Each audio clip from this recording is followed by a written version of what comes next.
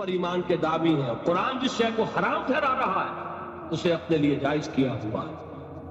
اللہ کے رسول فرماتے ہیں ما آمن بالقرآن من استحل محارمہ، جو قرآن کی حرام کردہ کسی شے کو اپنے لیے حلال ٹھہرا لے اس کا قرآن پر کوئی ایمان نہیں.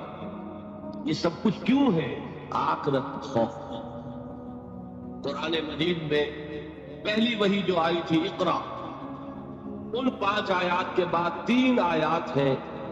کاش کہ کوئی، جو میں نے آپ کو پہلے بتایا اس فلسفی کا نام جس نے 2 کتابیں لکھی، کاش کہ کوئی اسے یہ 3 آیات پڑھا دیتا. اقبال نے کہا کرمن اٹشے کے بارے میں، اگر ہوتا وہ مجذوب فرنگی اس زمانے میں تو اقبال اس کو سمجھاتا مقام کبریا کیا ہے. اگر کانٹ کہیں ہوتا اور اسے یہ 3 آیات کوئی پڑھا دیتا، کلا ان الانسان لیطغی، انسان میں بغاوت، سرکشی، تعدی، ظلم یہ پیدا ہو ہی جاتا ہے. دست درازی کر بیٹھتا ہے، دوسروں کا حق مار بیٹھتا ہے. کیوں؟ الراہ استغنا، کہ وہ دیکھتا ہے کوئی پکڑ نہیں ہے. اگر میں انگارہ ہاتھ میں پکڑوں ہاتھ جل جائے گا، اگر زبان پر رکھوں زبان جل جائے گی، جھوٹ بولوں کچھ نہیں ہوگا، کھانا بھی نہیں پڑے گا، جلنا تو بہت دور کی بات ہے. میں حرام خوری کر رہا ہوں، مجھے کوئی تکلیف نہیں پہنچ رہی، پھل رہا ہوں، پھول رہا ہوں، پھیل رہا ہوں، میری عزت بڑھ رہی ہے، لوگ میرے سے جھک کر مل رہے ہیں. سب کو معلوم ہے کہ حرام سے کما رہا ہوں، سب کو معلوم ہے اسمگلر ہوں، سب کو معلوم ہے بلیک مارکیٹیئر ہوں، لیکن پیسہ ہے میرے پاس. بڑے بڑے لوگ آتے ہیں، علماء آتے ہیں اور وہ مجھ سے ہاتھ ملاتے ہیں. تو مجھے کیا ضرورت پڑی ہے کہ میں حرام خوری چھوڑ دوں؟ ہے نا یہ بات؟ دنیا میں ان افعال کا نتیجہ نہیں نکل رہا. یہ ہے وجہ کہ جس کی وجہ سے انسان سرکشی میں، تعدی میں، ظلم میں، غلط کاری میں، حرام خوری میں بڑھتا چلا جاتا ہے. اس کا علاج کیا ہے؟ ان الی ربک الرجعی، یقیناً تیرے رب کی طرف لوٹ کر جانا. دیر ضرور ہے، اندھیر نہیں ہے، بدلہ مل کر رہے گا. ہر ایک کو اپنے کیے کا پورا پورا بدلہ.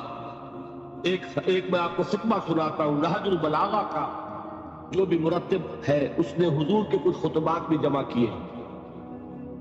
حضور کا ایک سادہ سا خطبہ ہے، اس سے آپ کو اندازہ ہوگا ایمان بالآخرہ پر کس درجے حضور نے زور دیا.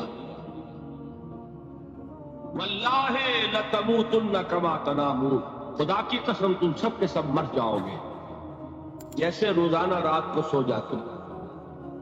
ثم لتبعثن کما تستيقظون، پھر تمہیں اٹھا لیا جائے گا جیسے روزانہ صبح کو بیدار ہو جاتے. ثم لتحسبن بما تعملون، پھر تمہارا حساب کتاب لیا جائے گا ان اعمال کا جو کر رہے.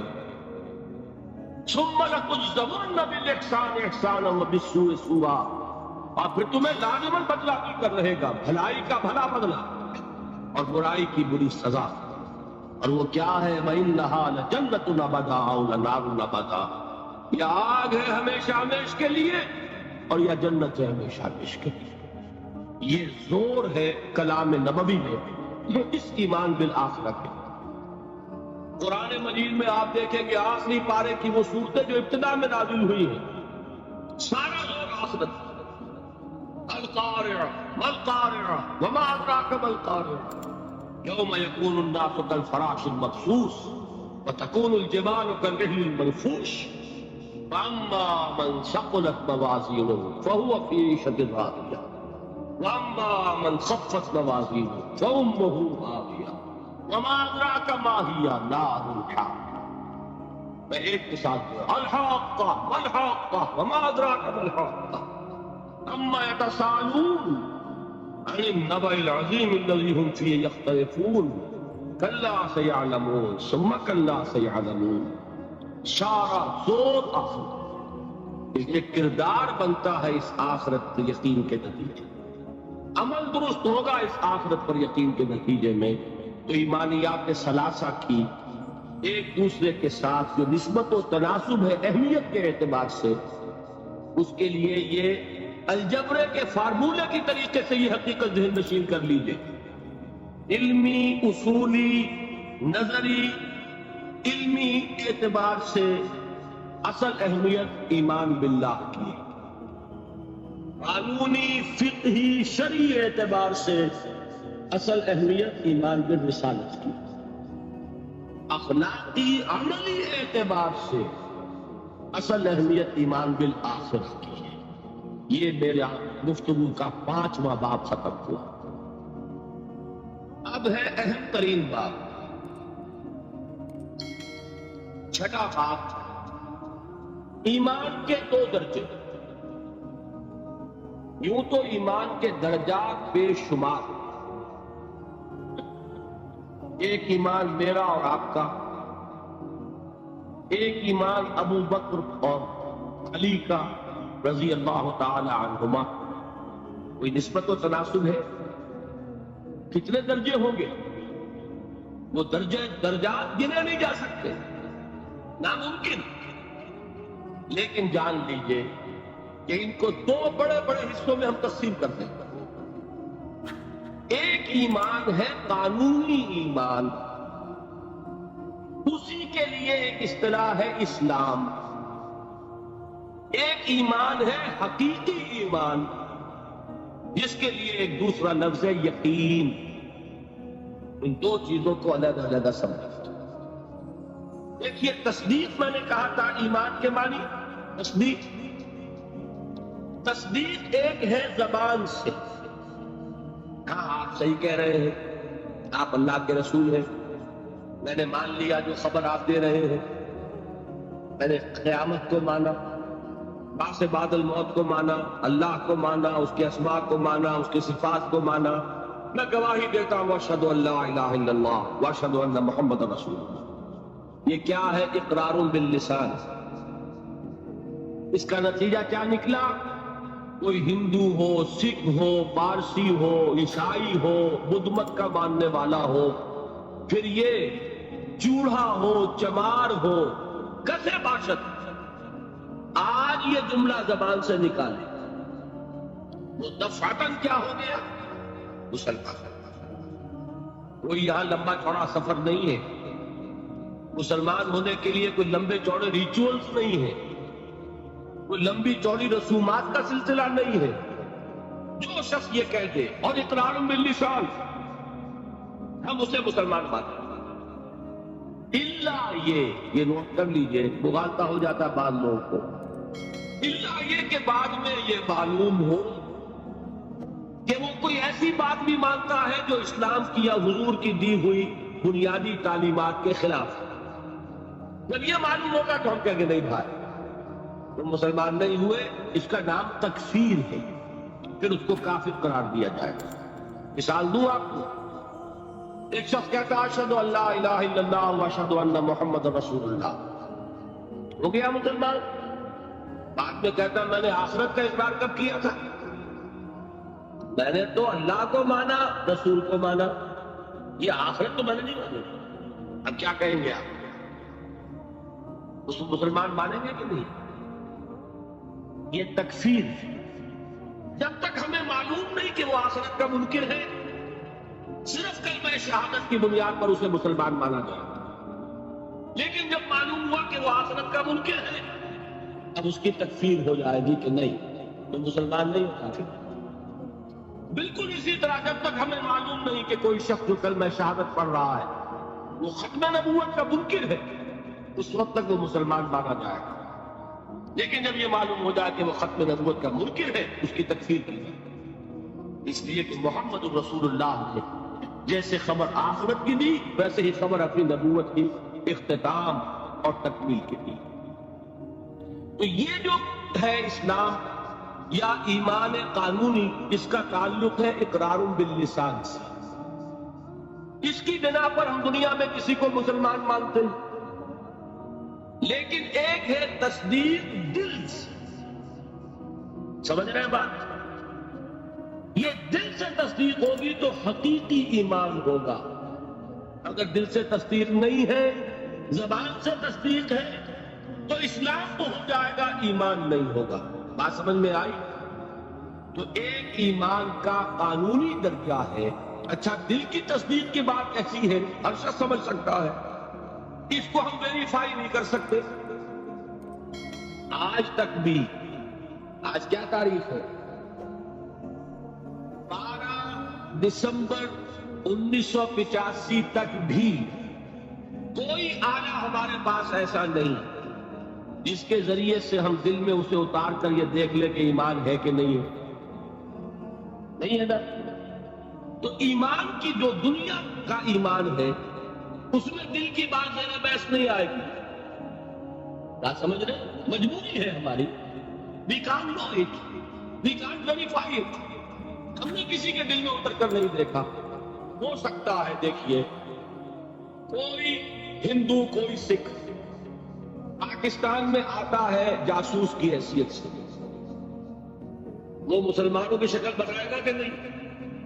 داڑھی بھی رکھے گا خوب، نماز سیکھ کے آئے گا، ختنہ کرا کے آئے گا، تاکہ کوئی آڑا وقت آئے اور ویریفیکیشن ہونے لگے تو میری آئیڈینٹی جو ہے مسلمان کی تسلیم ہو جائے۔ اور ہو سکتا ہے ہمارے ہاں بارڈر ایریاز میں کوئی امام مسجد بن کے بیٹھا ہوا ہو اور وہ ہندو جاسوس ہو۔ کیا اس کے دل میں ایمان ہے؟ نہیں، وہ بنا ہوا مسلمان ہے، لیکن ہمیں مسلمان ماننا پڑے گا۔ کیوں؟ unless you can prove it otherwise۔ کے پاس کیا ثبوت مل جائے گا تو آپ اسے پکڑ کر جیل میں ڈال دیں گے، جاسوسی کے لیے۔ لیکن یہ کہ جب تک آپ کے پاس کوئی ثبوت نہیں ہے، you will have to accept him as a Muslim۔ اس لیے کہ مسلمان ہونے کے لیے قانونی طور پر ایمان کا تقاضا پورا کرنے کے لیے صرف اقرار باللسان، دل کی تصدیق کو اس میں ہم کہیں زیر بحث لا ہی نہیں سکتے۔ It's impossible. یہی معاملہ اچھی طریقے سے سمجھ لیجئے۔ ایک شخص عین حالت جنگ میں، آج کل تو خیر دور سے ہوتی ہے ٹھاٹھا، لیکن یہ کہ وہ زمانہ جب کہ حضور کے زمانے میں جہاد ہوتا تھا، قتال ہوتا تھا، دو بدو جنگ ہے، تلوار ہے۔ واقعہ پیش آیا ہے بالفعل حضرت اسامہ ابن زید، جو یوں سمجھیے کہ حضور کے پوتے ہوئے۔ حضرت زید کو حضور نے منہ بولا بیٹا بنایا تھا۔ وہ تو جب سورہ احزاب نازل ہوئی اور اللہ نے فرمایا کہ اسلام میں کوئی منہ بولا بیٹا نہیں ہے، لوگ انہیں کہا کرتے تھے زید ابن محمد۔ حضور نے ان کو متبنہ بنایا ہوا ہے۔ پھر ان کو کہا گیا زید ابن حارثہ، تو ان کے بیٹے ہیں حضرت اسامہ، اور حضور انتہائی محبت کرتے تھے۔ ان کا یہ واقعہ ہوا، ایک جنگ میں ایک کافر کے ساتھ مقابلہ ہوا۔ حضرت اسامہ نے جبکہ بالکل وہ زد میں آ گیا، تلوار ان کی اٹھی ہوئی تھی، اس نے فوراً کلمہ پڑھ دیا، اشہد ان لا الہ الا اللہ واشہد ان محمد رسول اللہ۔ اب ان کے لیے ایک پرابلم ہو گیا، تلوار چلے یا نہ چلے۔ انہوں نے یہی سمجھا کہ یہ صرف جان بچانے کے لیے ہیلا کر رہا ہے، بہانہ کر رہا ہے، تلوار نہیں روکی، گردن اڑا دی۔ لیکن دل میں ایک دغدغہ بھی رہا کہ بات پتہ نہیں میں نے صحیح کی غلط کی۔ حضور کی خدمت میں خود پیش کیا معاملے کو۔ حضور نے فرمایا اسامہ، کلمہ شہادت کے ہوتے ہوئے تمہاری تلوار کیسے چلی؟ عرض کیا حضور اس نے صرف جان بچانے کے لیے کلمہ پڑھا۔ حضور نے اس کی نفی نہیں کی، لیکن یہ فرمایا کہ اسامہ قیامت کے دن کیا جواب دو گے جب کلمہ شہادت تمہارے خلاف استغاثہ لے کر۔ اس کلمہ شہادت اور قانونی ایمان کی یہ اہمیت ہے۔ اور مثال سننی چاہتے ہیں؟ قصر خلافت کا محاصرہ کیا ہوا ہے۔ حضرت عثمان 50 دن تک محاصرہ ہوا، پانی کٹا ہوا ہے، کوئی رسد جانے نہیں دی جا رہی۔ حضرت عثمان کو معلوم ہے یہ باغی ہے، معلوم ہے کہ یہ لوگ اسلام کی صرف انہوں نے ڈھال لی ہوئی ہے، یہی ہے جو فتنہ پیدا کر رہا ہے، لیکن وہ ڈھال قانونی ایمان کی ڈھال ہے، کلمہ شہادت ادا کر رہے ہیں۔ کوئی جرم ابھی ثابت نہیں ہو سکا، ابھی تو انہوں نے قتل نہیں کیا حضرت عثمان کو، شہید نہیں کیا، تو کسی جرم کے وقوع میں آنے سے پہلے اس کی سزا کہتے تھے.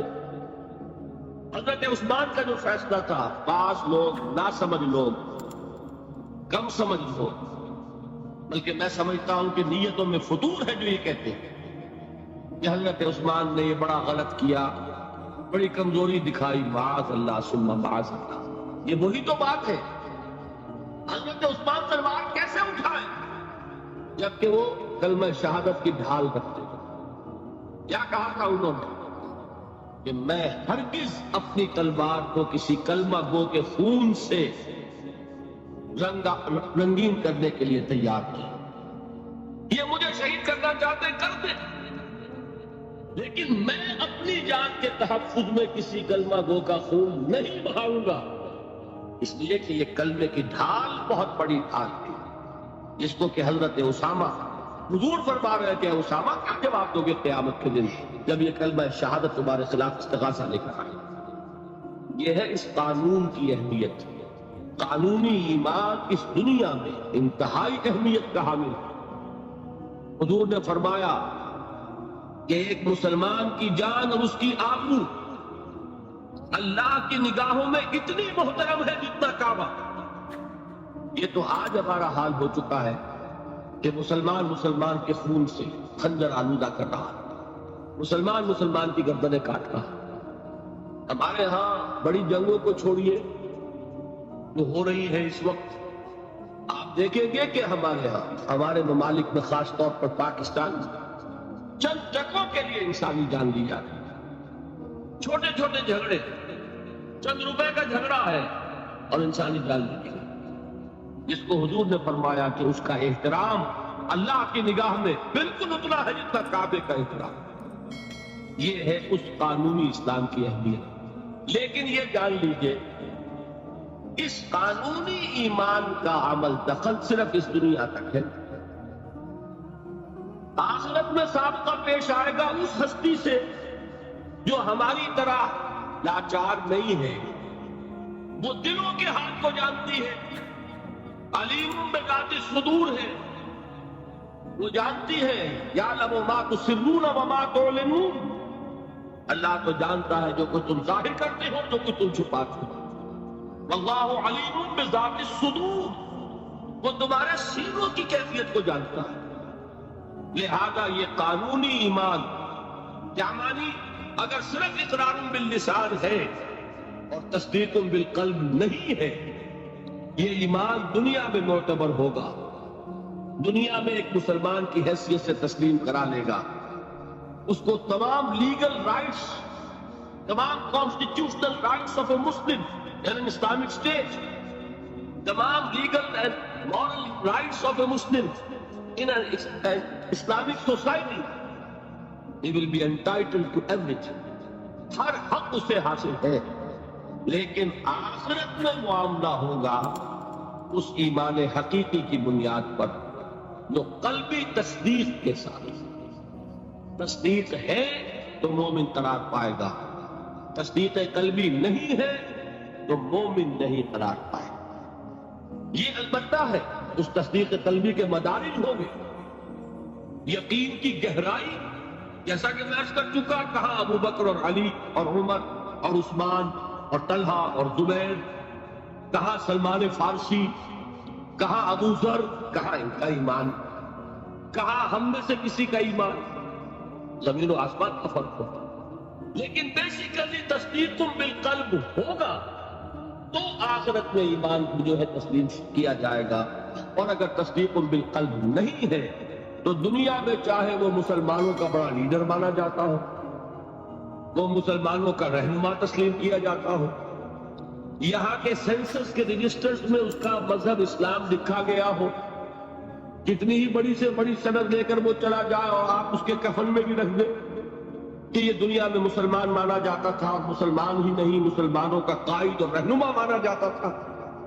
یہاں کی ساری سندیں اور یہاں کے ساری سینسس رپورٹس وہاں جو ہے پرے کاہ کے برابر وقت نہیں رکھتی. وہاں تو ایمان ہوگا دل کا، تو ایمان ہوگا تسلیم. اور اگر تصدیق قلبی نہیں ہے تو اقرار باللسان کی بنیاد پر کوئی شخص وہاں مومن نہیں بنے. یہی وجہ دیکھیے اس ایمان مجمل کے الفاظ کو پھر دہرائیے، کتنے جامع الفاظ ہیں۔ میں خراج تحسین ادا کرتا ہوں اس عالم کو کہ جس نے یہ الفاظ مرتب کیے، اس لیے کہ یہ الفاظ حدیث میں نہیں ہے، یہ کسی بہت بڑے عالم اور امام میں تحقیق نہیں کر سکا کس کے ہیں، لیکن یہ کہ کوئی بہت گہرا جو معرفت ہے دین کی، دین کا فہم، جس کو کہ تفقہ فی الدین کہا گیا، ایک ان ڈیپتھ انڈرسٹینڈنگ آف دین جن کو حاصل تھی، وہی یہ لفظ متعین کر سکتا ہے۔ آمنت باللہ کما ہوا باسمائہ و صفاتہ وقبلت جمیع احکامہ، آگے کیا ہے؟ اقرار باللسان وتصدیق بالقلب، میں زبان سے اقرار کر رہا ہوں، دل سے تصدیق کر رہا ہوں۔ دونوں چیزیں ہیں تو قانونی ایمان بھی مہیا ہو گیا، حقیقی ایمان بھی مہیا ہو گیا۔ اور اگر یہ دونوں چیزیں نہیں ہیں، صرف اقرار باللسان ہے، تو وہ دنیا میں مسلمان سمجھا جائے گا، اگر تصدیق قلبی نہیں ہے آخرت میں وہ مومن شمار نہیں ہوگا۔ اچھا، ایک اور شکل بھی ہو سکتی ہے، ہو سکتا ہے تصدیق بالقلب ہو لیکن اقرار نہ کرے، یہاں وہ شخص بھی یہاں مسلمان نہیں مانا جائے، وہاں کا معاملہ اللہ کے حوالے ہے، وہ انڈیویجول کیس ہے، اللہ تعالیٰ جیسے چاہے اس سے معاملہ کرے، لیکن یہاں مسلمان اور مومن منوائے جانے کے لیے اقرار باللسان لازمی ہے۔ کسی شخص کو لاکھ یقین ہو، ابو جہل نے بھی اقرار کیا تھا جب اس سے سوال کیا گیا کہ کیا تمہارا یہ خیال ہے کہ محمد جھوٹ کہہ رہے صلی اللہ علیہ وسلم؟ انہوں نے کہا نہیں، محمد نے کبھی جھوٹ نہیں بولا۔ پھر سوال کیا گیا پھر ان کی بات کیوں نہیں مانتی؟ اس نے صاف اقرار کیا، میں یہ کہا کرتا ہوں give the devil his due۔ وہ ابو جہل ہے، کفار کا چوٹی کا لیڈر، حضور کا نہایت یوں کہیے کہ دشمن، لیکن یہ کہ اس کو بھی اگر اس کے اندر کوئی بات تھی تسلیم کیجئے، give the devil his due۔ اس نے جھوٹ نہیں بولا، سچ بولا۔ اس نے کہا میں کبھی نہیں مانتا یہ کہ حضور یہ محمد صلی اللہ علیہ وسلم جھوٹ بولتے، کبھی جھوٹ نہیں بولا۔ بھائی مانتے کیوں پھر نہیں؟ کہنے لگا کہ ہمارے اور ان کے درمیان ایک مسابقت اور مقابلہ چل رہا تھا۔ یہ قبائل کے اندر آپ کو معلوم ہے مقابلہ ہوتا ہے ایک دوسرے سے آگے بڑھنے کا، کہیں گھوڑا آگے بڑھانے پہ جھگڑا اور کہیں پانی پینے پلانے پہ جھگڑا۔ تو قریش ایک قبیلہ ہے، قریش کے گھرانے ہیں، یہ بنو ہاشم، بنو امیہ، بنو عدی، بنو سیم، بنو فلاں۔ تو اس نے کہا کہ ہمارے اور بنو ہاشم کے درمیان ایک مقابلہ تھا، مسابقت تھی، ہم کندھے سے کندھا لگائے آ رہے ہیں آج تک، اپنے آگے نہیں نکلنے دیا بنو ہاشم کو۔ انہوں نے سخاوتیں کی، ہم نے ان سے بڑھ کر کی، انہوں نے لوگوں کو کھانے کھلائے، ہم نے بڑے دسترخوان بچھا دیے، ابھی تک تو ہم کندھے سے کندھا ملائے آ رہے ہیں، اگر ان کی نبوت مان لیں تو ہم قیامت تک کے لیے نیچے ہو جائیں گے، اور یہ مجھے گوارا نہیں۔ اور مثال چاہیے، قرآن کتنی مرتبہ کہتا ہے کہ یہود کے علماء حضور کو اس طرح پہچانتے تھے جیسے اپنے بیٹوں کو پہچانتے، یعرفونہ کما یعرفون ابناءہم۔ ایک شخص لاکھوں میں بھی اپنے بیٹے کے پہچان میں غلطی نہیں کرے، وہ مثال دی ہے اللہ تعالیٰ نے، ایسے پہچانتے ہیں محمد کو جیسے اپنے بیٹوں کو پہچانتے ہیں، لیکن ایمان نہیں لائے۔ ایک استثناء، حضرت عبداللہ ابن سلام رضی اللہ تعالی عنہ، علماء یہود میں سے جو ایمان لائے، باقی کوئی ایمان نہیں لایا۔ کیوں؟ کہ آج تک تو ہماری سرداری ہے، ہماری چودراہٹ ہے، لوگ ہم سے فتوے مانگتے ہیں، لوگ ہم سے آ کر پوچھتے ہیں، ہمارے ہاتھ چومتے ہیں، اگر ہم محمد کو مان لیں، ہماری سیادت، ہماری قیادت، ہماری چودراہٹ، ہماری مسند نشینی، یہ سب کے سب ختم ہو جائے گی، اور یہ ہمیں گوارا نہیں۔ یہ ہے اصل سبب۔ تو اقرار باللسان لازم، اور دنیا میں اسی پر دار و مدار ہے کسی کے مسلمان مانے جانے کا، لیکن تصدیق بالقلب لازم اور آخرت میں کسی کے مومن مانے جانے کا کلیتاً دار و مدار تصدیق بالقلب. یہ دونوں باتیں علیحدہ علیحدہ. اصل میں ہمارے ہاں ایسا ہوا ہے کہ ان چیزوں میں صحیح طور پر علیحدہ علیحدہ نہ سمجھنے کی وجہ سے بڑی کنٹروورسیز ہو گئی ہیں. بڑے مغالطے، بڑے مباحثے، بڑے مناظرے، علم کلام کی بڑی بحثیں، ایمان کی حقیقت، ایمان اور عمل کا تعلق، ان چیزوں میں سارے اختلافات ریزالو ہو جاتے ہیں اگر یہ بنیادی بات آپ کو معلوم ہو. دیکھیے، ایک انتہا پر نکل گئے خوارج. خوارج نے کیا کیا؟ عمل کی بنیاد پر تکفیر. جس نے گناہ کبیرہ کیا کافر ہو گیا. کافر ہے تو مرتد ہے، مرتد ہے تو واجب القتل ہے. یہ ان کی بہت بڑی ٹھوکر تھی. اس دنیا میں مسلمان مانے جانے کا سارا دار و مدار صرف اقرار پر. نماز نہ پڑھو کافر نہیں ہوگے، نماز کا انکار کرو گے کافر ہوگے. روزہ نہ رکھو فاسق اور فاجر شمار ہوگے، روزے کا انکار کر دو کافر ہو جاؤ. زکوٰۃ نہیں دیتے ہو کوتاہی ہے، عملی کوتاہی ہے، گناہ ہے، اللہ کے ہاں سزا پاؤ گے، کافر نہیں ہوگے. زکوٰۃ کا انکار کر دو گے کافر ہو گے. اسی طریقے سے کوئی شخص شراب پیتا ہے فاسق ہے، فاجر ہے، کافر نہیں ہے. اگر یہ کہتے شراب حرام نہیں ہے کفر ہو جائے گا. قرآن کی نفی ہو گئی، کفر نہیں. کوئی شخص بدکاری کر بیٹھا ہے، کافر نہیں ہوا، گناہ گار ہوا. اگر اس کے خلاف سزا، اگر مقدمہ ثابت ہو جاتا سنسار کر دیجئے. حضور نے سنسار کیا، مرد کو بھی کیا، عورت کو بھی کیا. لیکن یہ کہ انہیں کافر نہیں کہا، بلکہ جنہیں سنسار کیا گیا تھا ان کے خلاف کسی نے اگر یہ جملہ بھی کہہ دیا کہ کتنا بے حیا مرد تھا یا کتنی بے حیا عورت تھی، تو حضور نے ڈانٹا. اس نے وہ توبہ کی ہے کہ اگر تمام مدینے والوں پر تقسیم کر دی جائے تو سب کی نجات کے لیے کافی ہوتی. حالانکہ مدینے میں منافقین بھی بھرے ہوئے تھے.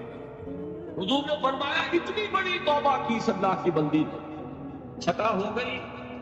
جذبات کے رو میں آ کر کوئی کیا نہیں کر بیٹھتا.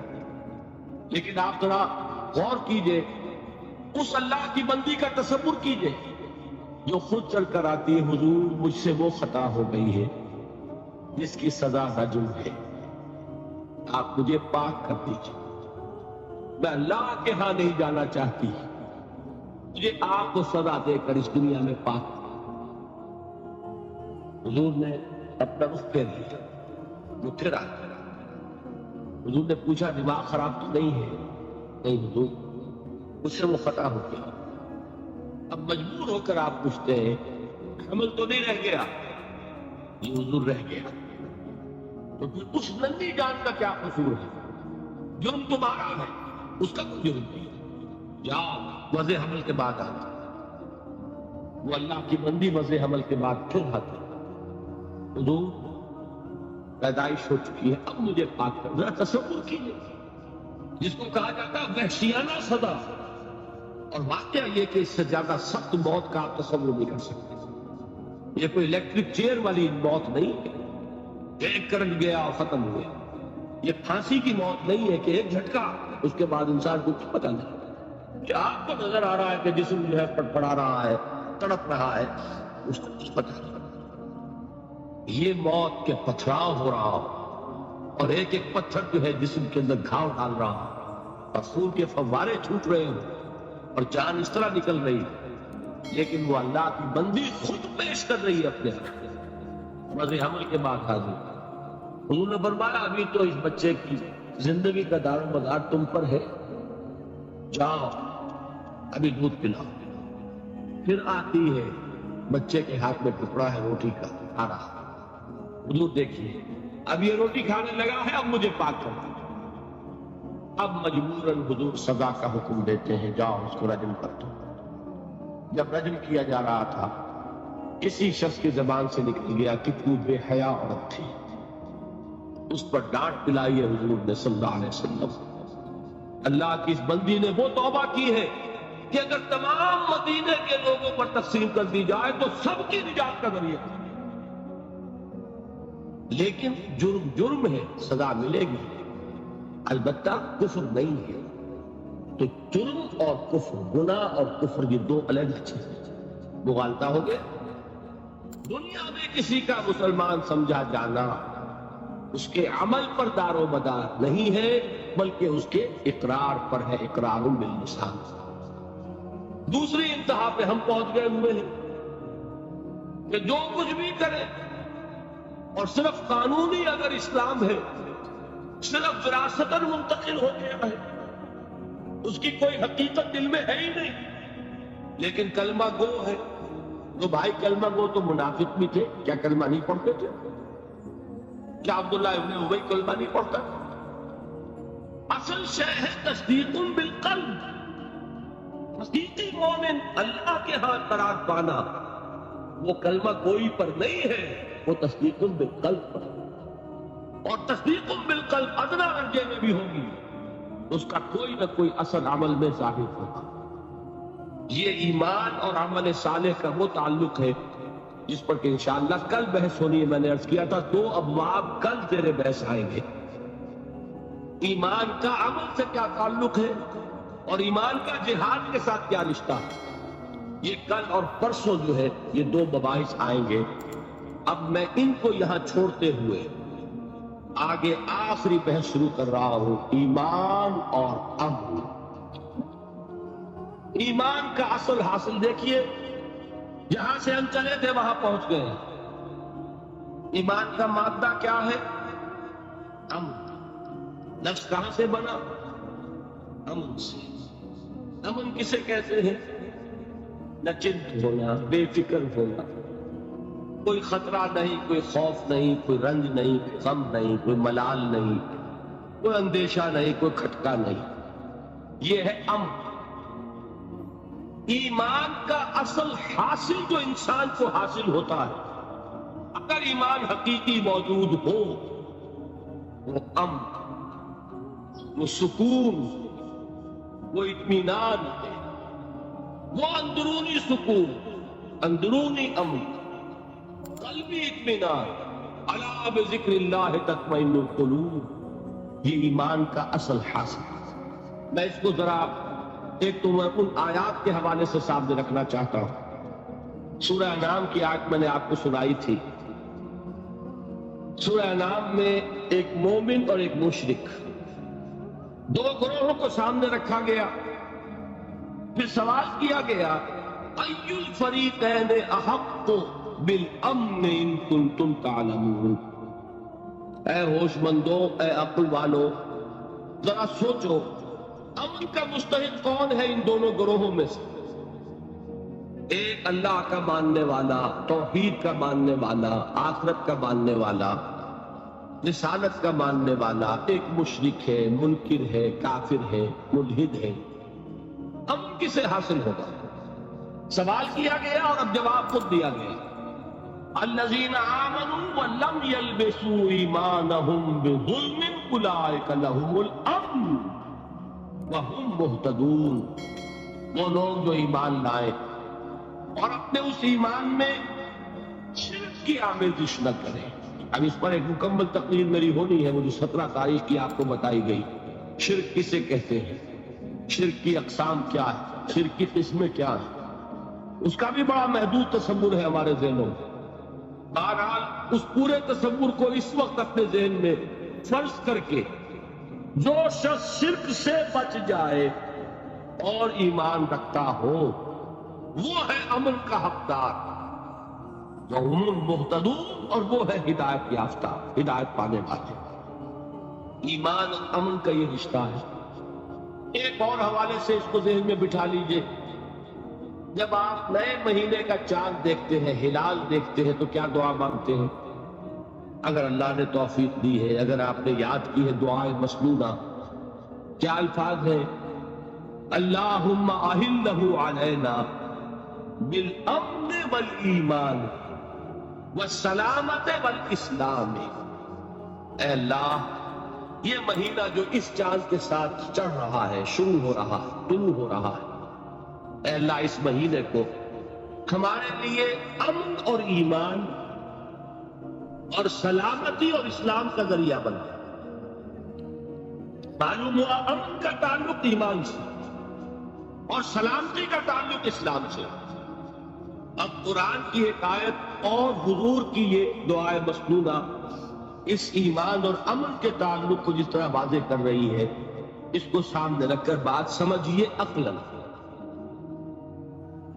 اس کو قرآن مجید میں سورہ حامیم السجدہ میں بیان کیا گیا، ان الذین قالوا ربنا اللہ ثم استقاموا تتنزل علیہم الملائکہ الا تخافوا ولا تحزنوا وابشروا بالجنۃ التی کنتم توعدون۔ جو لوگ اللہ پر ایمان لائے کہیں کہ ہمارا رب اللہ ہے، پھر اس پر جم جائے، ان پر فرشتوں کا نزول ہوتا ہے، نہ کوئی غم کرو نہ خوف، خوشیاں مناؤ جنت کی جس کا تم سے وعدہ کیا گیا تھا۔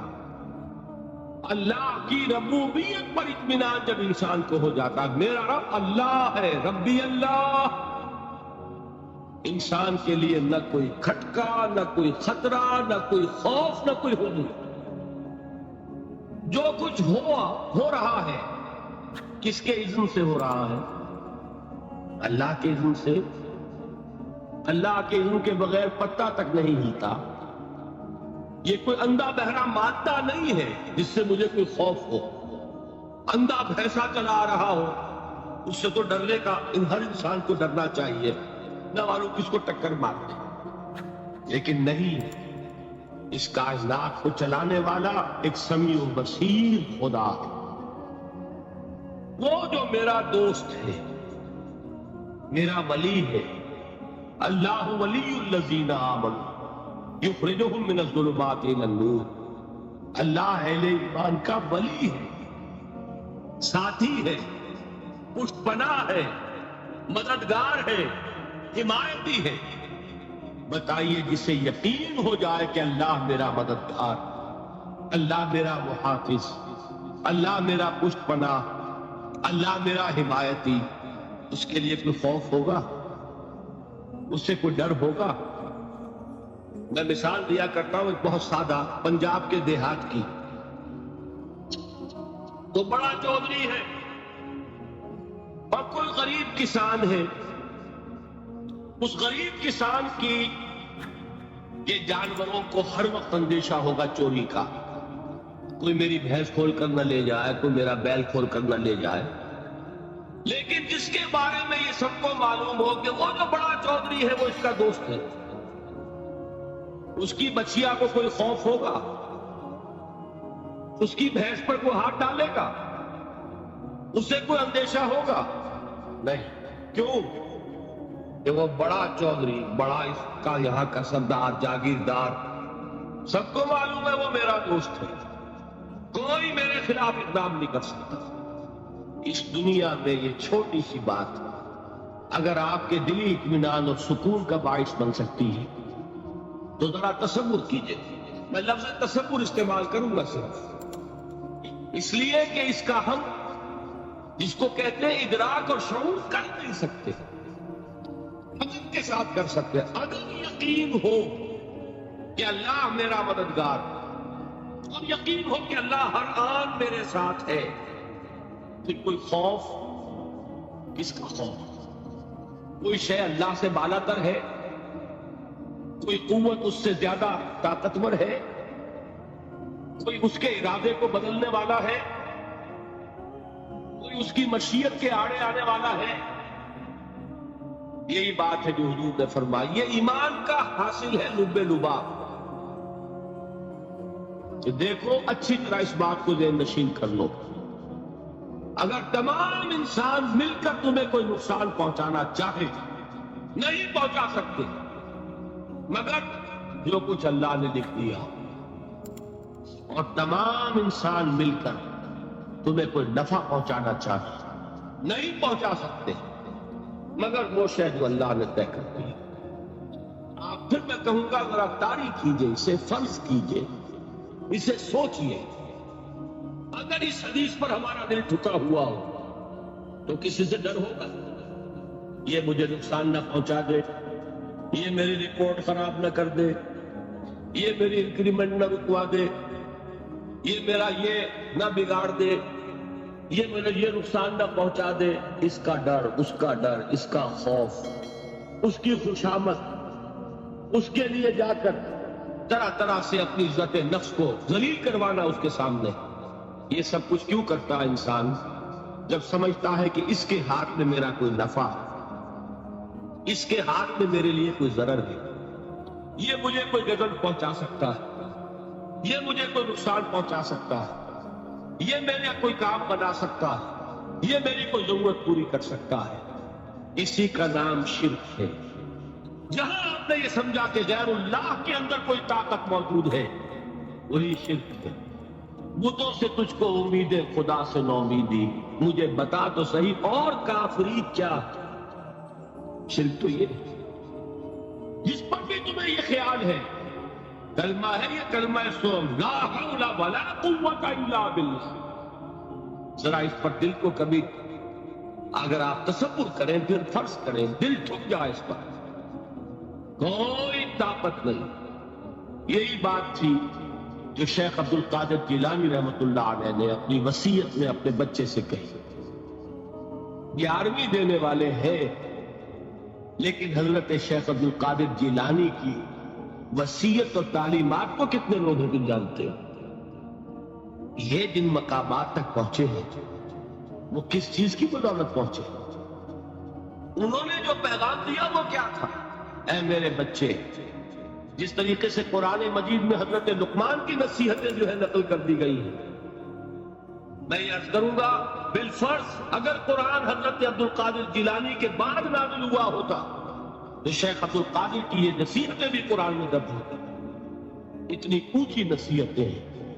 اے میرے بچے، اس حقیقت کو ذہن نشین کر لے، لا فاعل فی الحقیقت ولا مؤثر الا اللہ۔ اس کائنات میں نہ کوئی فاعل حقیقی ہے نہ مؤثر حقیقی ہے سوائے اللہ۔ کسی شے میں کوئی تاثیر نہیں اگر اللہ نہ چاہے، آگ جلا نہیں سکتی اگر اللہ نہ چاہے، اپنی ڈبو نہیں سکتا اگر اللہ نہ چاہے، زہر ہلاک نہیں کر سکتا اگر اللہ نہ چاہے، کوئی چیز فائدہ نہیں پہنچا سکتی اگر اللہ نہ چاہے۔ تو در در پہ کیوں سر جھکاتے ہو؟ در در پر کیوں جبیں سائی کرتے ہو؟ سب کے سامنے کیوں ہاتھ پھیلاتے ہو؟ ایک اللہ سے مانگو، ایک اللہ کے سامنے زمین پر اپنی جبین رکھو۔ لا فاعل فی الحقیقت ولا مؤثر الا اللہ۔ نظر آتا ہے ہمیں کہ پانی پیاس بجھا دیتا ہے، پیاس بجھانے کی صلاحیت پانی میں نہیں ہے، اللہ کے اذن سے۔ کھانا بھوک مٹا دیتا ہے، بھوک مٹانے کی صلاحیت کھانے میں نہیں ہے، اذن رب میں۔ دیکھیے یہی یقین تھا حضرت موسیٰ علیہ السلام کا واقعہ یاد کیجئے۔ سامنے سمندر آ گیا، قوم دیکھتی ہے پیچھے کہ گرد و غبار کا طوفان۔ معلوم ہوا کہ فرعون اپنے لشکر سمیت آ گیا۔ لشکر جب چلتا تھا تیز رفتاری کے ساتھ تو گرد و غبار کا جو طوفان اٹھتا تھا اس کا تصور کیجیے، اور لمحہ بلمحہ وہ قریب آ رہا۔ پوری قوم نے کیا کہا؟ اے موسیٰ انا لمدرکون، اے موسیٰ ہم کو پکڑے گئے۔ قرآن مجید میں تو یہاں وہ باتیں نہیں لکھی ہیں، لیکن تورات میں یہ درج ہے کہ بنی اسرائیل جھگڑنے لگے، دست و گریبان ہو گئے موسیٰ کے ساتھ۔ موسیٰ نے یہ بتایا اللہ کا، اس سے تو وہی بہتر تھے، وہاں کھانے کو ملتا تھا، زندگی تو تھی، بیگار ہم کر رہے تھے، موت تو نہیں تھی۔ اب جو کچھ ہوگا اس کا تصور کرو، جس طریقے سے ہمارے ٹکڑے اڑائے جائیں گے۔ تو لڑ رہے ہیں حضرت موسیٰ علیہ السلام، یہ تورات کی تفصیل ہے۔ قرآن میں صرف اتنا آیا ہے، پریشان ہو کر انہوں نے کہا انا لمدرکون، موسیٰ ہم تو پکڑے گئے۔ اس وقت موسیٰ کا جواب کیا ہے؟ کلا ان معی ربی سیہدین، نہیں، میرے ساتھ میرا رب ہے، وہ راستہ دے گا۔ بتائیے کہاں راستہ نظر آ رہا؟ یہ ہے ایمان بالغیب۔ راستہ نظر نہ آئے تب اللہ پر یقین ایمان ہے۔ جیب میں پیسے ہوں اور تب دل کو اطمینان ہے، تو ایمان کس پر ہوا؟ پیسے پر، اللہ پر نہیں۔ جب وسائل و ذرائع نہ ہو اور پھر یقین ہو کہ اللہ مسبب الاسباب ہے، وہ اسباب کا پابند نہیں ہے، وہ اسباب کا محتاج نہیں ہے، اسباب اس کے محتاج ہے۔ اگر یہ یقین ہے تو اللہ پر ایمان ہے، یہ نہیں ہے تو تمہارا ایمان اسباب پر ہے، وسائل پر ہے، ذرائع پر ہے، مادیات پر ہے، اللہ پر نہیں۔ اس وقت کہاں راستہ تھا؟ تو راستہ تھا سمندر ہے، اور ادھر سے لشکر آ گیا۔ اللہ ان معی ربی سیہدین۔ اب دیکھیے ایمان کہہ دینا آسان ہے، ہوا معکم اینما کنتم، جہاں کہیں بھی تم ہوتے ہو اللہ تمہارے ساتھ ہوتا ہے، لیکن اس کا یقین قائم ہو جائے تو زمین و آسمان کا فرق واقع ہو جائے۔ یہی بات ہوئی حضور کے ساتھ۔ غار ہے، چھپے ہوئے ہیں محمد رسول اللہ، اور آپ کے وہ یار غار ابو بکر صدیق رضی اللہ تعالی عنہ۔ اقبال نے حضرت ابو بکر کی شان میں چند اشعار پڑھ صرف، لیکن واقعہ یہ ہے کہ بھاری بھاری نظموں پر اور قصیدوں پر بھاری، جمیل ترین نظمیں اور قصیدے ہوں ان پر بھاری ہمتیں۔ ابو بکر کی ہمت جو ہے، کشت ملت را جو اب، جیسے بارش سے کھیتی اپجتی ہے، ابو بکر کی ہمت اور عزیمت اس امت کو اسی طرح سینچنے والی ہے۔ ثانیے اسلام و غار و بدر و قب، وہ دوسرے تھے اسلام میں، دوسرے پہلے کون تھے؟ انا اول المومنین، حضور فرماتے ہیں سب سے پہلا ایمان لانے والا ہے، دوسرے ابو بکر۔ ویسے ہمارے ہاں یہ چلتا ہے اختلاف، حضرت علی پہلے ہے کہ حضرت ابو بکر پہلے ہے، لیکن اس میں بڑی خوبصورت تطبیق قائم کی ہے علماء نے، اور بہت صحیح ہے۔ چار کے بارے میں فیصلہ ہی مت کرو کہ کون پہلے ہے، ان کی ایک عجیب تقسیم کر دی ہے۔ آزاد مردوں میں، بالغ مردوں میں سب سے پہلے ابو بکر، بچوں میں سب سے پہلے علی، خواتین میں سب سے پہلے خدیجہ، اور غلاموں میں سب سے پہلے زید بن حارثہ۔ بڑی پیاری تقسیم ہے، یہ چاروں ہی پہلے ہیں، ہر ایک کے لیے ولیت ہے۔ اور واقعہ یہ ہے کہ اگر زمانی اعتبار سے تعین ہوگا تو پہلے خدیجۃ الکبریٰ آئیں گی رضی اللہ تعالیٰ عنہ۔ کسی اور سے بات کرنے کی نوبت بعد میں آ سکتی ہے، پہلے تو اہلیہ محترمہ سے بات ہوئی، آتے ہی پہلی وحی ہوئی ہے، ابھی تبلیغ کا حکم نہیں تھا۔ کس کو بتایا واقعہ؟ ابھی اپنی نبوت کی تبلیغ کا تو حکم ہی نہیں آیا، واقعہ کس کا؟ خدیجہ۔ جب کہا ہے کہ خشیت علی نفسی، مجھے اپنی جان کا اندیشہ ہے، تو کیا جواب دیا خدیجہ نے رضی اللہ تعالی عنہا؟ وہ صدیقۃ الکبریٰ، صدیقات جو ہے خواتین، ان میں چوٹی پر خدیجۃ الکبریٰ ہے رضی اللہ تعالی عنہ، اور صدیق جو مرد ہیں ان میں صدیق اکبر ہے ابو بکر صدیق رضی اللہ تعالی عنہ، لیکن صدیقات میں چوٹی تھی۔ جب حضور نے فرمایا خشیت علی نفسی، کیا فرمایا، کیا عرض کیا، کیسے تسلی دی؟ نہیں نہیں، اللہ آپ کو ضائع نہیں کرے گا، آپ غریبوں کے ہمدرد ہیں، آپ مساکین کے تکالیف رفع کرنے والے ہیں، آپ بیواؤں کی سرپرستی کرتے ہیں، آپ مسافروں کی خدمت کرتے ہیں، اللہ آپ کو ضائع نہیں کرے گا۔ یہ یقین ہے اس خاتون کے اندر۔ خیر وہ ایک علیحدہ بات ہو جائے گی، میرے دل پر حضرت خدیجہ رضی اللہ تعالیٰ عنہ کی شخصیت کا بڑا گہرا نقش، جو وہ کوئی اور ہی وقت اور موقع ہوا تو بیان ہوگا۔ بہرحال اقبال نے ایک مصرے میں جو 4 اولیتیں جمع کر دی ہیں: ہمتیں او کشت امت را چو ابر، ثانی اسلام و غار و بدر و قبر۔ اسلام میں حضور کے بعد پہلے کون؟